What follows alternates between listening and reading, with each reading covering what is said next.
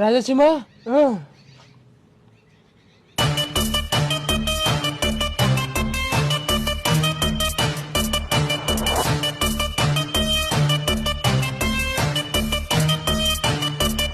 ನೋಡ್ ಸ್ವಾಮಿ ನಮ್ಮ ಹತ್ರ ಬರ್ಬೇಕಾದ್ರೆ ಮೆಕ್ಯಾನಿಕ್ ಆಗಿ ಬಂದ ಸ್ವಾಮಿ. ಈಗ ನೋಡಿದ್ರೆ ಲಕ್ಕಿ ಬೈ ಕಾಣತಾನ ಸ್ವಾಮಿ. ಇವ ಹೋಗೋ ಸ್ಪೀಡ್ ನೋಡಿದ್ರೆ ಇನ್ನೊಂದು ವಾರದಾಗ ಆ ಹುಡುಗಿ ಬಿಡಿಸ್ಕೊಳ್ಳೋದು ಪಕ್ಕ ಸ್ವಾಮಿ. ನಿಮ್ಮ ಹನುಮಾನ್ ಮನೆ ಪರ್ಮನೆಂಟ್ ಸ್ವಾಮಿ. ಮುಚ್ಕೊಂಡ್ ಕುಂದ್ರು ಸ್ವಾಮಿಗಳ ಮಾತು ಶುದ್ಧವಾಗಿರ್ಬೇಕು.